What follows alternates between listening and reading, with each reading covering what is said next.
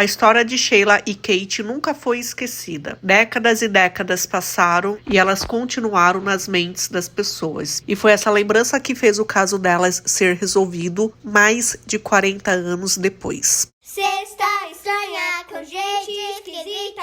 Olá, meus queridos estranhos e estranhas, tudo bem com vocês? Sejam muito bem-vindos aqui ao canal onde eu conto casos estranhos, reais, criminais, algumas vezes por semana. O caso de hoje é uma história que me deixou bem emotiva quando eu assisti ao documentário. Eu vou citar o nome dele aqui para vocês assistirem também se puderem. Vale muito a pena. E é uma história, assim, que passou décadas e décadas e décadas até finalmente ser resolvida. O que é muito importante, porque normalmente quando se passa tanto tempo, a família, normalmente elas partem dessa vida sem ver a justiça acontecer. Olha, eu não sei se você tá sentindo esse frio. Eu sei que eu tô. Nós viemos resolver um caso arquivado há 30 anos. Mas eu, sendo estagiário, eu não sei muita coisa, né? Então vou esperar a delegada chegar para ver o que ela diz aí sobre essa investigação. Ela tá vindo aí. Você não tá com frio? Obrigada, muito obrigada. Bom, então eu vim finalmente resolver esse caso, né? Por que você tá tremendo desse jeito? Falei pra você vir de Insider, né, gente? Além do inverno, chegaram outras duas cores na Insider. Uma é essa daqui, que é a Grey Cloud. E como vocês podem perceber, gente, ela é estilosa e super confortável. Como vocês já sabem, se a Insider mantém essa cor super bonita. E apesar de ser uma roupa de frio, ela é anti-odor. Então as bactérias não se proliferam e não tem esse cheirinho ruim. E a regulação dela é térmica. Ela é feita com fibras ultra respiráveis, malha dupla, que regula a temperatura e, gente, pode lavar na mão, lavar na máquina, não deixa bolinhas. E aí, se de repente você se perguntar por que ela tá falando de roupa e não está falando do caso, porque o caso foi muito fácil de ser solucionado. Ó, inclusive aqui na minha manga eu tenho a resposta. A vítima não identificada há 30 anos se chama Robert Smith. Aqui está o exame de DNA. E para você que está em casa, eu vou deixar o link da Insider para você conhecer essa e outras peças. E aproveita e coloca lá um cupomzinho que tem aqui anotado também. Esse cupom é Rory e te garante um desconto. Então é isso, gente. Caso resolvido, vamos aproveitar essa neve que não é sempre que a gente tem, né? Até a próxima!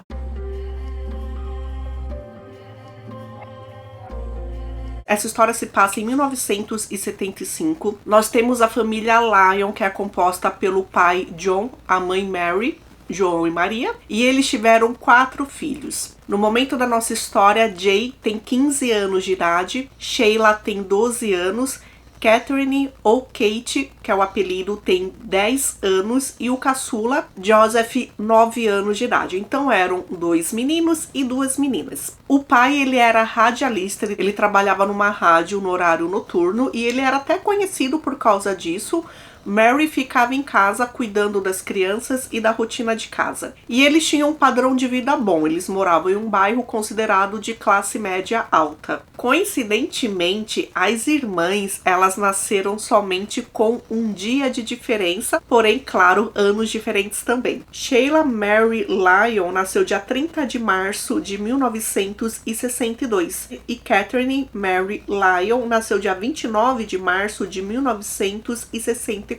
Sheila, a mais velha, ela usava cabelos compridos, ela era tida como uma garota muito inteligente, porém bem tímida. Ela tinha ido para uma outra escola há pouco tempo e estava formando um grupo de amigas que provavelmente seriam aquelas amigas que seguiriam ela até o final do ensino médio. Sheila, ao contrário, era tida como uma garota sapeca. Ela era muito ativa, gostava do cabelo curtinho, tinha sardinhas nas bochechas. As duas juntas se equilibravam, elas estavam sempre próximas, o que demonstrava que mesmo na infância elas tinham já uma bonita amizade. Então era 25 de março de 1975, é a semana da Páscoa. Dia 25 de março é uma terça-feira e o que acontece? Aquela semana seria uma semana sem aula. Segunda-feira eles ficaram em casa. Terça-feira, apesar de ainda estar frio, o tempo deu uma melhorada, então daria para sair para fazer alguma coisa. Os meninos foram para uma quadra de basquete e as meninas disseram que iam até o shopping. Como era próximo já da hora do almoço, a mãe deu $2 para cada uma. Em 1975, $2 dava para fazer muita coisa. Inclusive, a mãe sugeriu que elas comessem em uma pizzaria lá, que a refeição daria 50 centavos de dólar. E foi isso que elas fizeram. Da casa delas até o shopping era somente 20 minutos de caminhada. E quando elas chegaram lá, é claro que outras pessoas da escola também estavam, e elas iam andando ali nas lojas e encontrando uma ou outra pessoa. A mãe dela aproveitou que os filhos estavam fora, foi convencida por uma amiga e foi jogar boliche. E tinha uma coisa que ela tinha falado para as meninas também, claro, poderiam ir para o shopping, só que elas tinham que voltar às 4 horas da tarde, era o toque de recolher que os filhos tinham. E chegando nesse horário, as meninas poderiam ajudá-la a fazer a janta. Quando deu 4 horas da tarde, as meninas não chegaram em casa. E a mãe, a Mary, ela até pensou, tudo bem, elas estão atrasadas, que a gente imagina, encontrou alguém, tá batendo papo, enfim. Só que aí, deu 5:30, ela estava até irritada, ela chegou a pensar brava, pô, elas não chegaram, né, cadê a responsabilidade? Até que deu 7 horas da noite, aí viram realmente que já tinha algo muito estranho, ligaram para a polícia. A polícia foi rápida, gente. Imediatamente começou a procurá-las. Ficou claro ali que eram 2 meninas irmãs desaparecidas ao mesmo tempo e acreditam que um crime tenha acontecido, que seria um crime de rapto. Vários policiais foram ali na região, principalmente onde elas moravam, bateram de porta em porta, porque as pessoas que estavam no shopping foram entrevistadas e elas foram vistas por muitas pessoas. E depois das 2 horas da tarde, entre 2:30 e 3 horas, as pessoas viam as meninas caminhando, que era um caminho que elas tinham que fazer até chegar em casa. Então, mais ou menos tinham o histórico ali, o passo a passo das meninas dentro do shopping. Realmente elas chegaram. Elas foram vistas por algumas pessoas perto da pizzaria. O irmão dela mais velho, o Jay, ele disse que entrou no shopping por volta de 12:00 para comprar uma pipa e viu as meninas comendo pizza e elas estavam sozinhas. E várias pessoas viram elas de loja em loja, de vez em quando elas paravam para conversar com alguma amiguinha, só que realmente o tempo todo elas estavam sozinhas. Muita energia foi colocada na procura das meninas. Cães de busca e salvamento. E esses cães de busca, eles detectaram o cheiro das meninas no estacionamento do shopping. Mergulhadores também vasculharam lagos, lagoas, esgotos, terrenos baldios, rios. Várias pessoas comuns também ajudaram a procurá-las, só que infelizmente nenhuma dica, nenhuma pista apareceu. E aí eles colocaram até uma recompensa de $9.000, que é dinheiro pra caramba, principalmente na época, para que as meninas aparecessem bem. Por causa, gente, de 2 meninas que desapareceram ao mesmo tempo, a polícia acreditava que não era somente um raptor, não dava para fazer isso só uma pessoa, a outra poderia fugir. Apesar que eu acredito que caso relacionado com família, com irmãs, é muito fácil você virar para uma e falar, olha, se você fugir, eu vou fazer mal para quem ficar e vice-versa, né? Porém, eles achavam que não, que poderia ser mais de uma pessoa envolvida. Durante as investigações, principalmente as pessoas que estavam no shopping, muitas relataram que viram um homem de cerca de 50 a 60 anos de idade. Ele estava bem vestido, arrumado e ele tinha uma maleta que tinha um aparelho de gravação. E ele entrevistava as crianças com esse aparelho, dizendo que a gravação poderia passar no rádio. E viram, inclusive, quando perto da pizzaria, ele entrevistava as 2 irmãs. Ele passou então a ser chamado como o homem do gravador. Era a maior pista que eles tinham que encontrar aquela pessoa. Durante as investigações também, algumas pessoas apareceram falando de um jovem, um rapaz jovem, deveria ter de 18 a 20 anos, alguém que tinha acabado de sair da adolescência, ele tinha ainda marcas de acne no rosto e tinha uma cicatriz também. Esse rapaz, ele foi mais percebido pelas mulheres. Por quê? Porque dava para perceber que ele olhava para as garotas de forma maliciosa. Tinha uma garota que disse que viu que ele estava fora de uma loja olhando para um ponto específico, e quando ela viu para onde estava olhando, era para as irmãs Lyon. E aí uma outra pessoa que conhecia a Sheila, a irmã mais velha, ela era amiguinha da escola também, ela tinha basicamente a mesma idade, ela disse que viu esse rapaz olhando para ela, para o grupinho que ela estava, e depois olhando também para as irmãs. Ela disse que uma das amigas que estava com ela ficou tão brava com o cara assim olhando,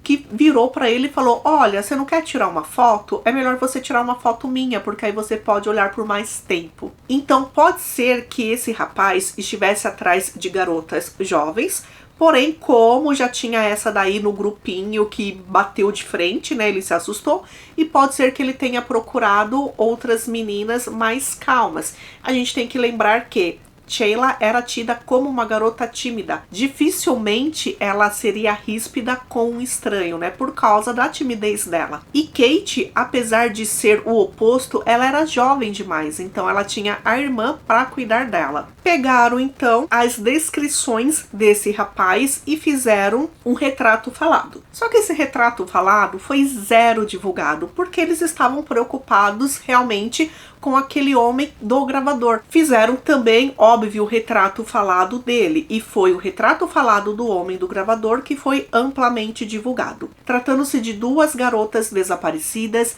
eles pensaram realmente em procurar os homens cadastrados no sistema, que eles tinham o registro de mexerem com crianças, sabe? Pedó? Pois é. Várias pessoas foram interrogadas e descartadas porque tinham álibis. Só que um homem não saiu da mente dos policiais, chamado Raymond Mileski. Ele batia na descrição das pessoas. E outra coisa também, 1 ou 2 semanas antes do desaparecimento das meninas, ele foi visto na região perto da casa onde elas moravam. 5 dias depois, aparece uma pista.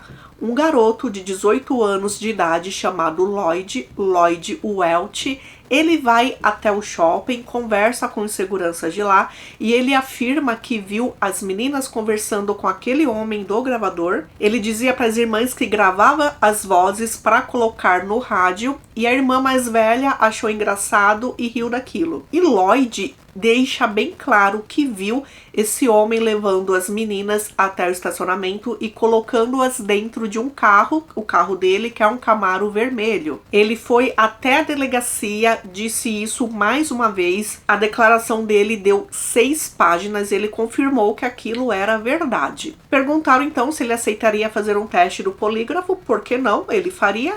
E aí ele falhou absurdamente. Ele recebeu uma grande bronca por ter mentido. Ele confessou que fez aquilo por causa dos $9.000 de recompensa, e que as informações que ele tinha dado até ali foram informações que ele pegou na própria televisão ou nos jornais sobre o caso. E o relatório dele, que deu 6 páginas, um policial escreveu na frente dele: teste do polígrafo mentiu, deixando claro que Lloyd não poderia ser levado a sério porque ele era um mentiroso. Então, o desaparecimento das meninas aconteceu dia 25 de março, dia 29 e dia 30 de março. Elas não estavam lá para comemorarem seus aniversários. A mãe dela disse que as duas estavam muito ansiosas para esses dias, porque elas sabiam que o pai as levaria para um restaurante para comemorar o aniversário em um restaurante de uma forma especial. Então vocês imaginam como que aquela família estava angustiada. Dia 6 de abril apareceu uma outra pista. Um garoto de 11 anos de idade, chamado William Krebs, disse que viu as meninas dentro de um carro sedã branco. Esse carro estava em uma rodovia, na rodovia 211, que ia para a Virgínia. Apesar dele ter relatado isso no dia 6, ele viu isso no próprio dia 25, no dia do desaparecimento. Ele disse que viu Kate, a caçula, no banco da frente. Ela estava chorando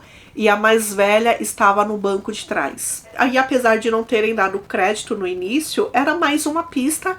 A polícia resolveu então ampliar o local de busca por elas. No dia seguinte, no dia 7 de abril, uma testemunha disse para a polícia que viu as duas meninas dentro de um carro de uma perua Ford bege. Elas estavam amarradas no banco de trás, amordaçadas, e quem dirigia o carro era um homem de meia idade. Essa pessoa começou a perseguir, só que o motorista do Ford percebeu, começou a fugir e passou em um farol vermelho. Então essa testemunha não conseguiu mais segui-lo. E onde ele estava? Virgínia, num outro estado. As meninas eram de Maryland e agora elas eram vistas na Virgínia. Inclusive essa testemunha conseguiu ver algumas letras e números dessa placa. E ele disse que a placa era de Maryland. Só que mesmo com o que ele pegou, a polícia não conseguiu chegar a nenhuma pessoa. Bom, o tempo foi passando. Dia 23 de maio de 1975, o governador pediu para que uma equipe fosse até uma região de montanha. 122 guardas foram procurar as meninas lá. É uma floresta que fica no condado de Montgomery. E mais uma vez não encontraram nada. Os pais das meninas foram a público agradecendo pelo trabalho da polícia, só que até então, gente, nada foi solucionado e esse caso infelizmente foi arquivado. 12 anos depois, em março de 1987, um grande suspeito apareceu. Um homem chamado Fred Howard Coffey. Ele foi acusado de abuso contra 3 crianças e também por fazer a mesma coisa e tirar a vida de uma garota de 10 anos de idade, chamada Amanda Ray. Esses crimes aconteceram na Carolina do Norte. As autoridades acreditavam realmente que ele poderia estar relacionado no caso das irmãs, só que nada foi comprovado e ele não pôde ser indiciado. Lembrem daquele homem que eu falei para vocês, Ray Mileski,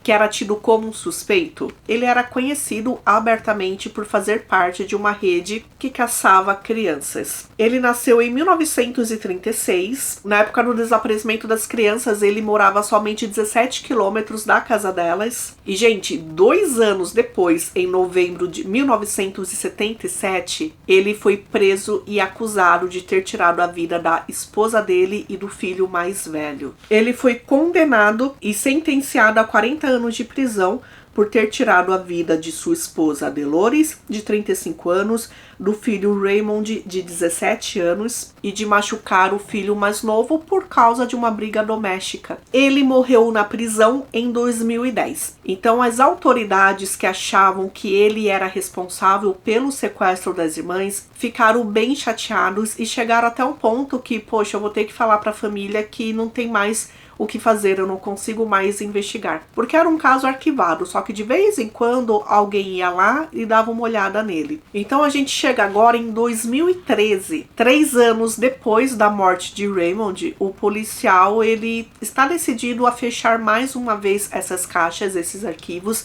Ele disse que eram 20 caixas com provas relacionadas ao caso, e ele disse que conhecia aquilo de cabo a rabo. Até que quando ele estava decidido realmente a terminar com aquilo, ele chegou na mesa dele e viu em cima de uma caixa um relatório de 6 páginas, um depoimento de uma pessoa que foi dado lá em 1975 de um rapaz chamado Lloyd Welch. E o que é mais estranho nisso, gente, que ele disse que ele nunca tinha visto aquele depoimento, que do nada aquele depoimento apareceu em cima da mesa dele. Alguém colocou aquilo. Então ele pegou aquele documento, ele leu aquele documento. Estava claro que o que foi dito ali foi uma mentira, porque o rapaz tinha sido pego pelo teste do polígrafo, só que tinha uma coisa que estava ali no depoimento daquele menino, nas últimas linhas, era o seguinte: ele disse que o homem do gravador era alguém que mancava. E ele sabia que Raymond era um homem que mancava. Então tudo bem, Ray tinha falecido, só que aquele rapaz poderia sim colocar Ray como o culpado de ter feito aquilo com as meninas. E uma coisa que esse detetive fez e olhou, e que provavelmente naqueles anos e anos ninguém percebeu, se alguém tivesse percebido, esse caso poderia ter sido já solucionado,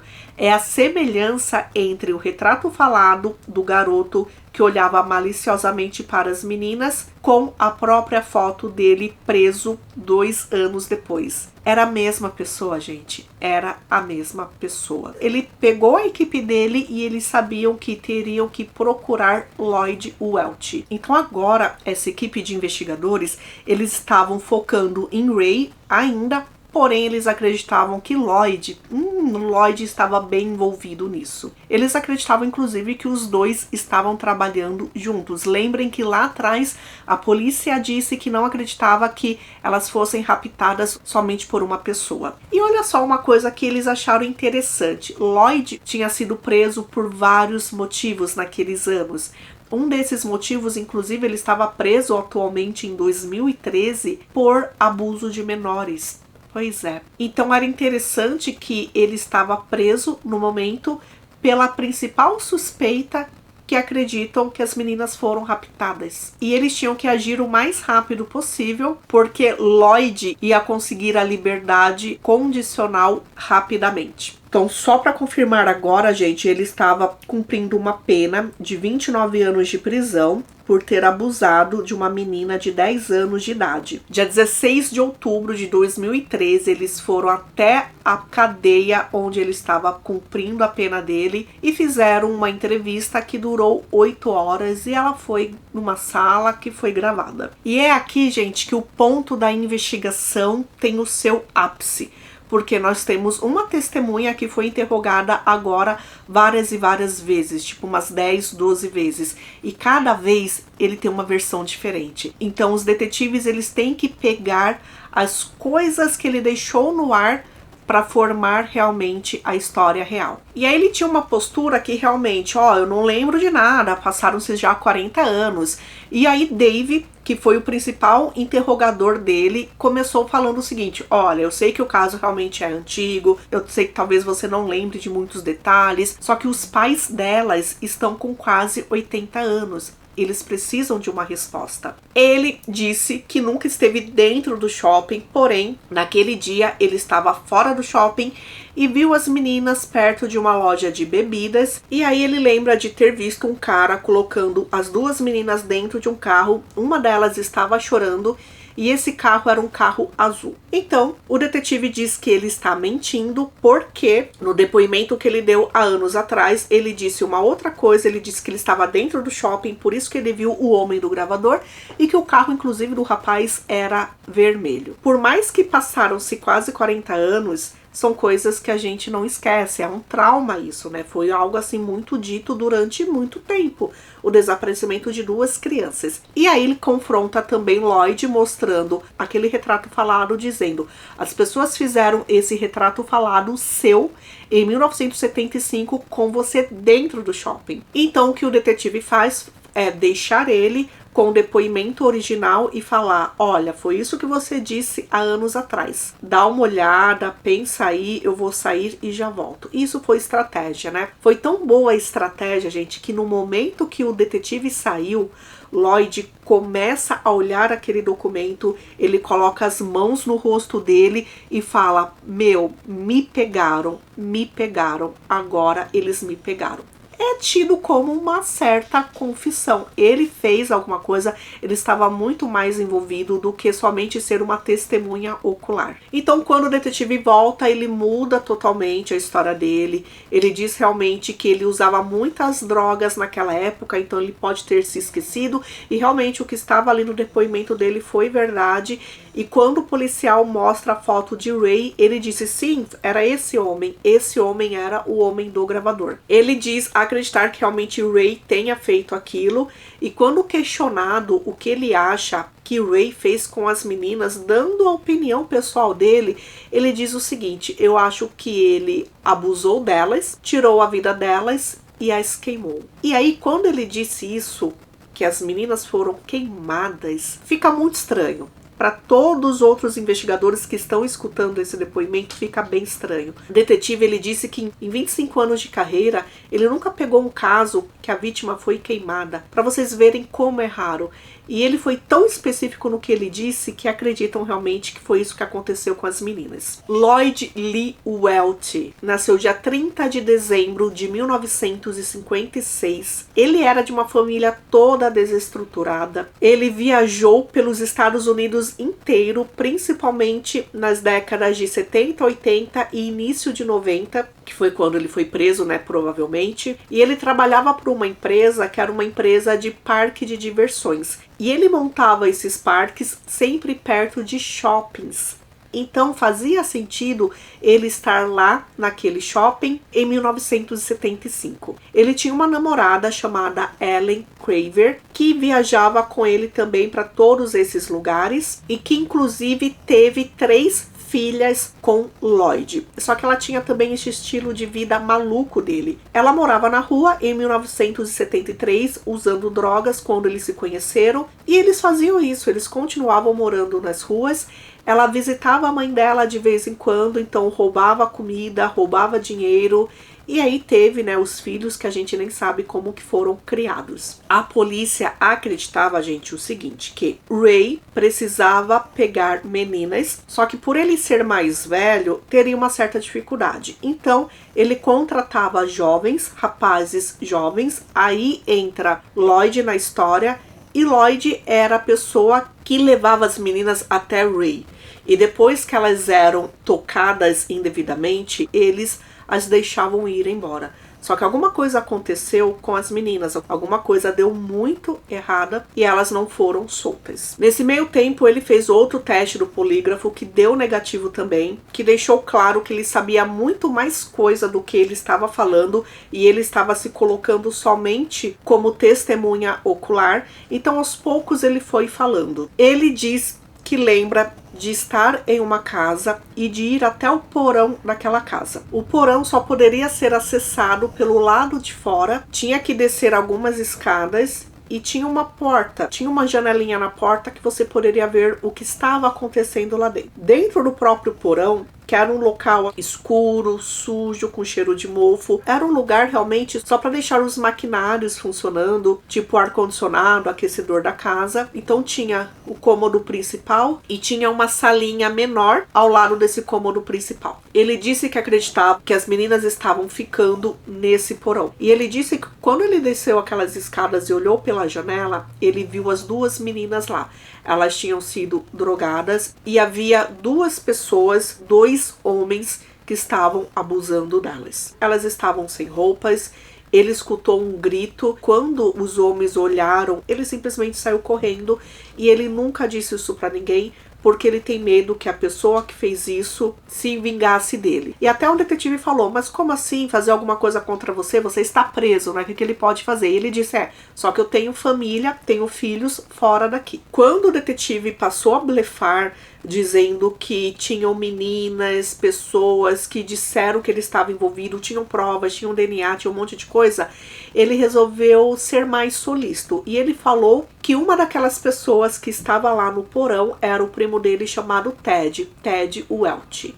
Então agora os policiais tinham um nome. Em abril de 2014, Ted foi interrogado. Ele disse que as famílias deles eram totalmente assim disfuncionais. Tanto o pai de Lloyd, um homem chamado Lee, os pais de ambos tinham problemas com bebidas. Eles eram agressivos, batiam nos filhos e eles tinham uma tradição na família. Toda a família Welch fazia isso com seus próprios filhos, com conhecidos, com pessoas de fora. Se eram crianças e chegavam, eles abusavam de crianças.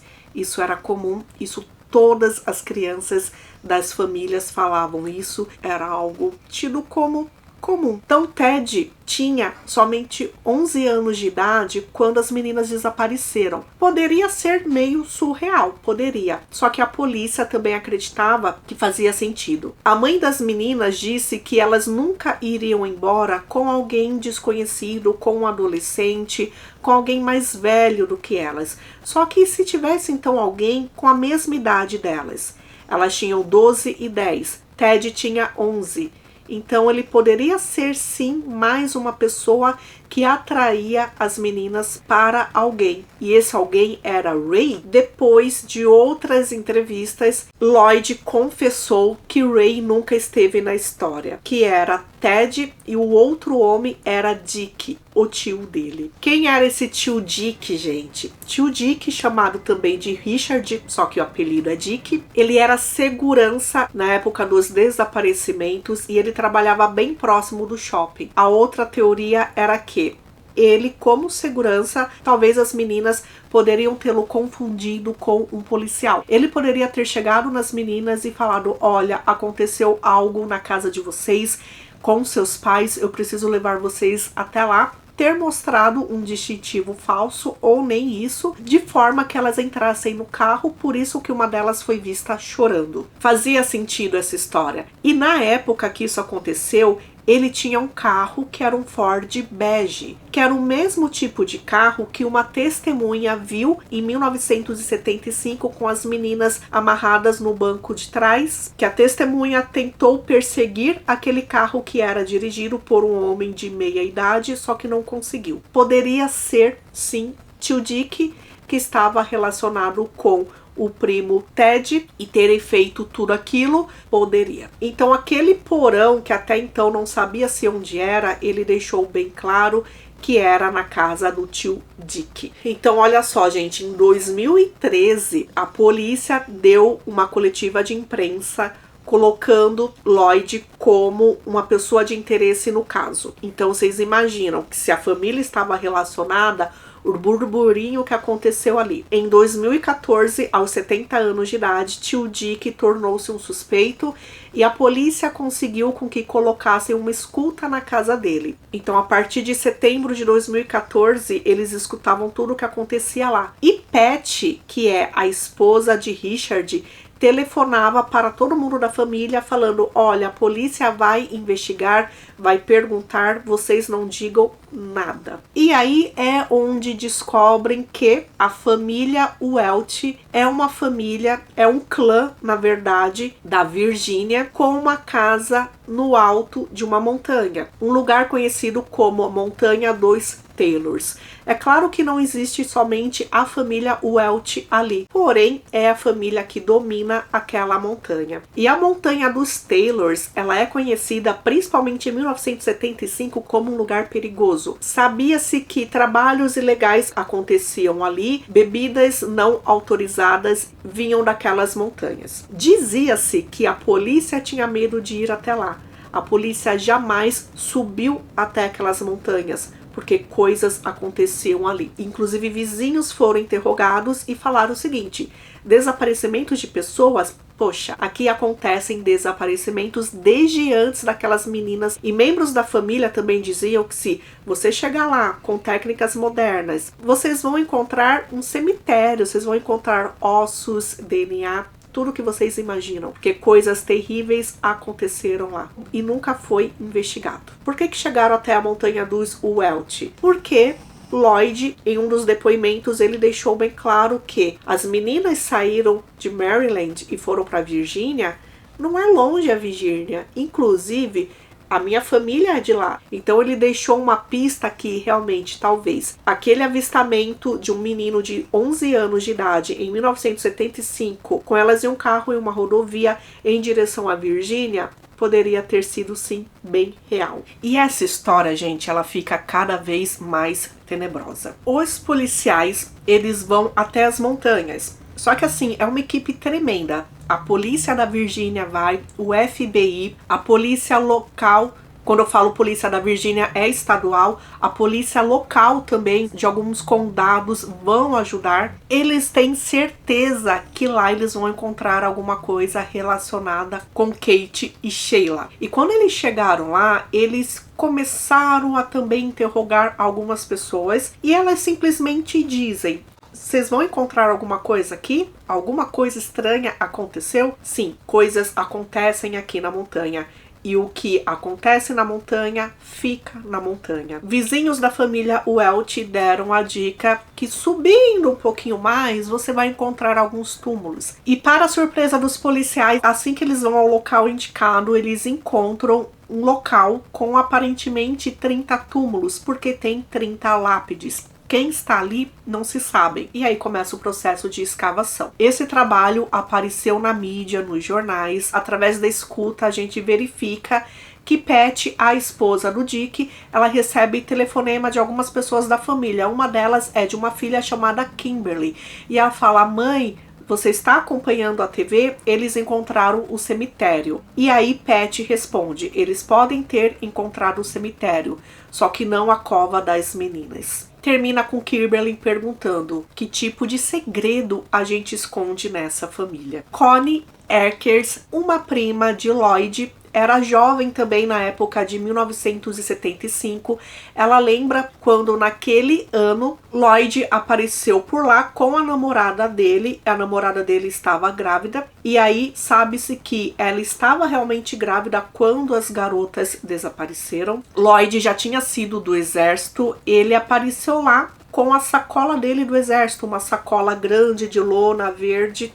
Ele estava arrastando-a e Connie disse que realmente cabia uma das meninas ali. Connie tem um irmão chamado Harry e ela disse que quando Lloyd chegou com essa mala, que pediu ajuda inclusive para ela lavar as roupas que estavam lá, ela disse que não. Quando ele abriu um pouquinho, ficou claro que roupas sujas de sangue estavam lá. E o cheiro de podridão também saiu. Quando ela perguntou o que era aquilo, ele disse que tinha comprado carne, uma grande quantidade de carne, que ele pretendia ficar acampado na beira da estrada, só que a carne estragou e ele resolveu levar para lá. Eles iam queimar a carne. Montaram uma fogueira e Lloyd e Harry jogaram essa sacola, esse saco grande na fogueira. Os vizinhos dizem que lembram demais daquela fogueira, não tinha como não lembrar, porque era um cheiro. Algumas pessoas citaram como rato queimado, outras pessoas citaram que era cheiro de cabelo queimado ou de realmente pele, sabe quando a gente se queima no fogo? Falaram que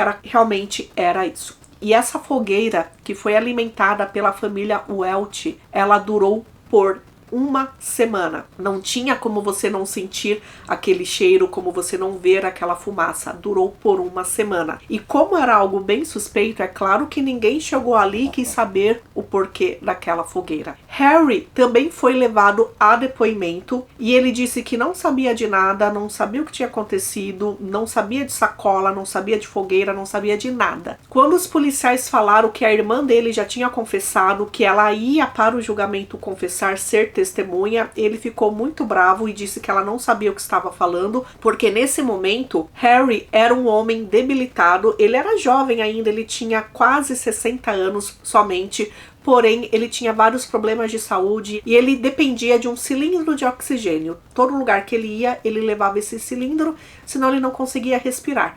E a polícia realmente acreditava no que Connie disse, porque nesse momento os irmãos estavam brigados. Fazia anos que eles não se falavam, realmente por causa de problema de uma herança de família. Vamos falar do Ted, que tinha 11 anos de idade. Ele fez teste do polígrafo e ele foi reprovado nos 3. Porém, ele se mantém como inocente, que ele nunca viu as meninas, que ele nunca as atraiu, nada disso. Só que tem algo muito estranho, porque logo que apareceu aquela notícia na TV, ele telefonou para o tio dele, para o Dick. Eles ficaram conversando 20 minutos. E fora isso, as redes de celulares conseguiram captar a movimentação de Ted da casa dele até a casa do tio Dick. Então ele pegou uma estrada por 30 minutos para conversarem algo pessoalmente que por telefone não poderiam conversar. O que será que aconteceu? Qual seria o nível dessa conversa? Algo também que nunca foi solucionado. E apesar do nome do Ted estar dentro dessa história, ele conseguiu comprovar através de relatórios médicos que ele nunca esteve naquele shopping, que ele nunca pôde atrair aquelas meninas, porque bem na época que isso aconteceu, ele estava jogando bola, ele caiu de um lugar alto e ele quebrou os 2 braços. Então ele estava em casa se recuperando com os gessos, um em cada braço, e que se realmente um menino de 11 anos com gessos nos braços estivesse no shopping, as pessoas lembrariam com certeza. Então ele foi eliminado. E conforme os depoimentos lá com Lloyd, os interrogatórios aconteciam, ele confessou que Ted não estava envolvido, que foi só um nome que ele jogou.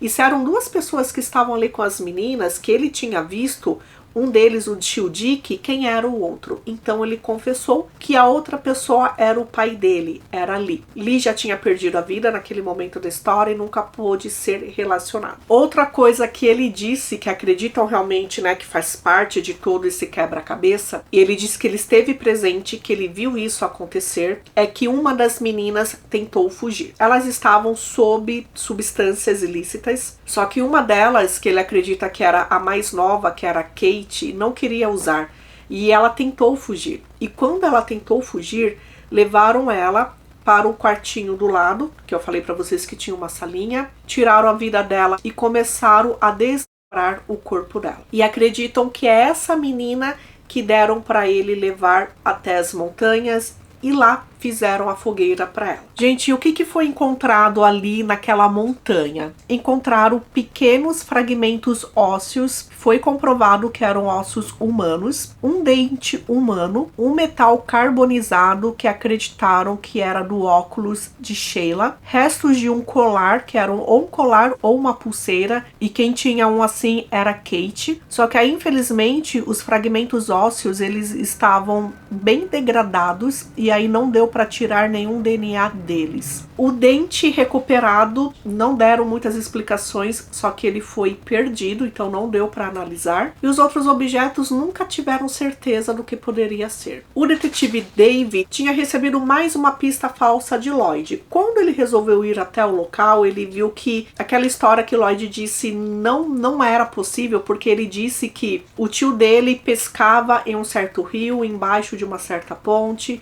e desmembrou a menina ali. Só que quando ele chegou lá, ele viu que o rio não era profundo, não tinha peixe, que era um local aberto, várias pessoas poderiam ver o que estava acontecendo ali, então ele viu que era mentira. Ele resolveu entrar no carro e voltar para casa. Só tinha uma rua para ele seguir ali de volta. E aí foi quando ele viu no final da rua uma casa que ele conhecia, porque aquela casa, a foto daquela casa estavam nos documentos relacionados aos desaparecimentos. E quando ele foi ver de quem era aquela casa, o endereço daquela casa, lá em 1975 essa casa pertencia a Lee Welch, pertencia ao pai de Lloyd. E quando Lloyd deu aquele depoimento em 1975, dizendo que viu as meninas entrarem em um carro, ele deu aquele endereço como a moradia dele, ou seja, ele morava lá com o pai. Então o detetive ele teve a ideia de chegar naquela casa e é claro assim que ele sabia que não poderia estar lá, ele não tinha mandado, que a família Welch já não era mais dona de lá, e ele resolveu conversar com as pessoas que moravam lá e perguntou sobre um porão, se tinha um porão, se ele poderia dar uma olhada. E aí ele descobriu que sim, que tinha um porão, só que esse porão ficava do lado de fora e tinha que entrar por lá, rodeando a casa e descendo as escadas. E quando ele fez exatamente esse caminho, ele lembrou dos depoimentos de Lloyd, quando ele dizia que esse porão, que lá atrás era na casa do Ray, que depois ele disse que era na casa do Dick, e agora Dave descobria que aquele porão sempre foi na casa do pai dele, sempre foi na casa do Lee, só que também sempre foi na casa que Lloyd morava. Então quando ele entrou naquele porão, que era um porão inacabado, sujo, com cheiro de mofo, frio, ficava claro que aquele porão não era habitável ali. Ele viu realmente que tinha uma salinha ao lado, que segundo ele foi a salinha onde uma das irmãs perdeu a vida, onde Kate perdeu a vida. Ele entrou em contato com a equipe, jogaram o luminol e tudo aquilo foi acendido. Então, por mais que tenha acontecido há 40 anos atrás, falaram que o resquício de sangue fica, ou seja, tudo aquilo era sangue do passado. Ficou claro o que aconteceu ali. Então a história de Lloyd, sim, pode ser verdadeira. Só que realmente o maior envolvido naquilo poderia ser o próprio Lloyd, porque ele esteve em todos aqueles lugares que ele contou. E aquele porão ficava na casa onde ele morava. Então quando ele foi confrontado sobre isso, que olha, eu descobri aquela casa e aquela casa sempre foi sua e de Lee, ele contou uma história, que é a história, gente, que acreditam que é a mais próxima da história real. Tipo, é isso que vai sair dali. Pode não ser 100% verdadeira, pode não ser, porém a história que eles acreditam que é a mais real. Ele estava no shopping e foi ele quem chegou nas meninas oferecendo usar drogas e elas toparam. Na verdade, a irmã mais velha, Sheila, topou. A irmã mais nova, Kate, não queria, só que ela acabou indo, né, porque a irmã mais velha foi. E segundo o que ele disse para as meninas, eles só iam usar drogas e depois elas voltariam para casa. E aí pode ser que quando elas entraram no carro, e nesse carro, além de Lloyd, tinha o tio Dick, pode ser daí que elas começaram a ter medo. Uma das meninas chorou, que era a Kate, só que essa é a versão dele, tá, gente? Eu acredito ainda na versão lá atrás, que por Dick ser segurança, ele conseguiu convencer as meninas que ele era policial para que elas entrassem no carro dele. Principalmente porque ele disse que Sheila queria experimentar drogas. Só que Sheila era tímida. E como que ela iria entrar no carro de uma pessoa desconhecida, né? Então eu já não concordo com isso. Bom, ele disse que foram parar naquele porão. Aquele porão ficou um tempo fechado com cadeado. Uma prima chamada Pat confirmou que existia aquele porão, que os primos eles iam lá para usarem drogas. E teve uma época realmente em 1975 que Lloyd proibiu que as pessoas fossem lá, que ficou fechado com cadeado. O que ele disse que Dick e Lee queriam fazer com elas era produto proibido infantil. Filmes que falavam que Dick, isso pessoas da família confirmaram, que Dick fazia tranquilamente. E como eu já falei pra vocês, ele e outras pessoas abusavam das crianças da família. Eu já falei pra vocês que ele era casado com uma mulher chamada Patrícia. Uma irmã da Patrícia confrontou ela, isso enquanto elas estavam numa sala em depoimento, confrontou ela e falou: você nunca me perguntou por que eu deixei de ir na sua casa. Eu deixei de ir na sua casa porque seu marido abusou de mim. Isso eu tinha somente 9 anos de idade. Então parecia que Patrícia sabia sim, porque todo mundo sabia das coisas, só que ela passava pano, ela fingia que não. Então existiam esses filmes que Dick fazia e que ele distribuía. E ele tinha dessa vez Kate e Sheila.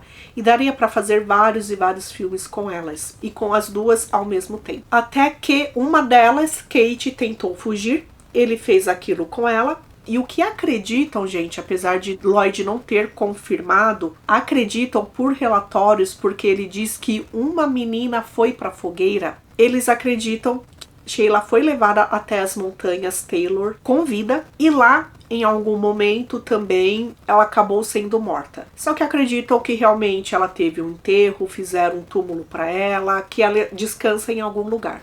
Diferente do que aconteceu com Kate. Chegou um determinado momento que falaram pro Lloyd que mesmo que ele não tenha feito nada com as meninas, por ele ter se envolvido, só pelo fato de ter ajudado elas a entrar no carro, ele poderia ser considerado culpado e receberia a pena de morte. Os detetives resolveram também utilizar uma técnica, a técnica de mentira. Nessa história inteira eu estava me perguntando onde está Ellen Craver, a namorada ou a esposa dele. E aí, descobri nesse momento da história que ela faleceu em 2009. Então, claro que ela não poderia ser interrogada. Porém, os detetives falaram para Lloyd que encontraram o diário dela. E ele disse: diário? Eu não sabia que ela tinha um diário. E responderam que sim, que ela tinha um diário, onde ficou claro nesse diário que ele sempre foi o grande amor da vida dela. E aí eles dão a entender que ela também cita coisas relacionadas com a fogueira de 75. E aí com isso ele ficou com medo e ele resolveu então confirmar que ele era culpado da morte das meninas. Mesmo que não seja diretamente, ele esteve relacionado a acontecimentos que geraram as mortes delas. Ele recebeu por causa disso 48 anos de prisão por cada uma das meninas. Quando ele tiver direito a pedir liberdade condicional, acreditam realmente que isso nunca vai acontecer e que ele vai então morrer na prisão. Depois, conforme os anos foram passando, as pessoas foram morrendo. Harry, que era aquele primo que ajudou a jogar a sacola na fogueira, ele faleceu.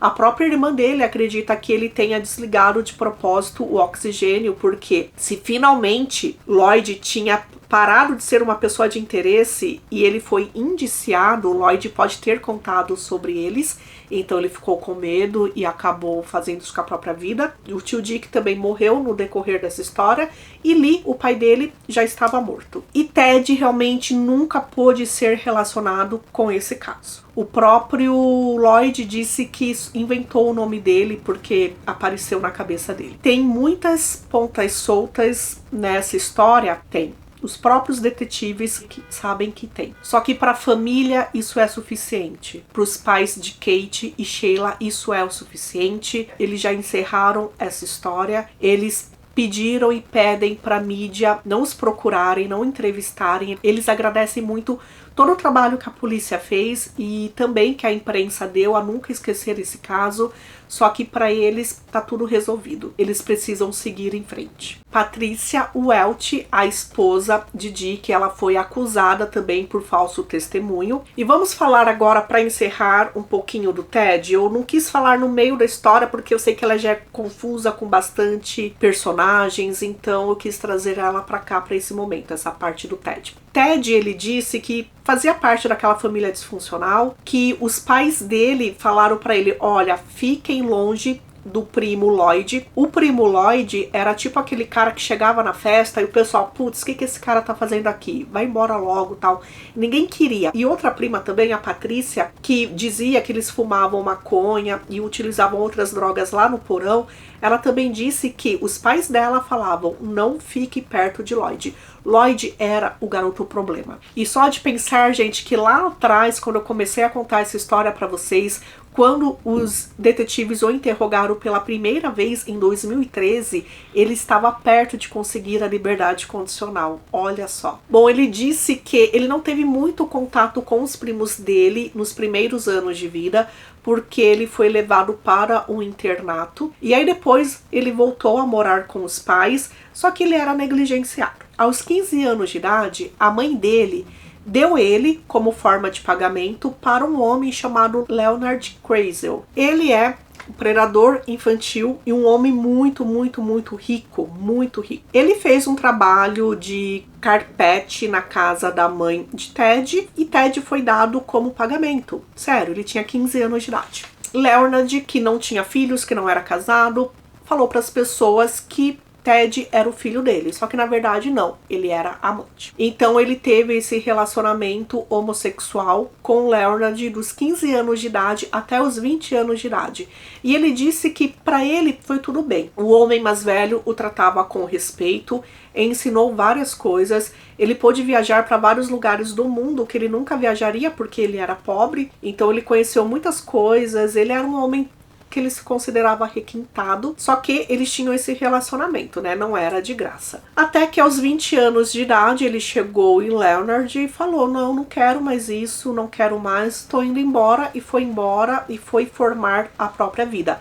Casou-se, teve filhos, inclusive ele tem filhos gêmeos, meninos gêmeos, só que ele nunca se desvencilhou de Leonard, eles passaram a ser amigos.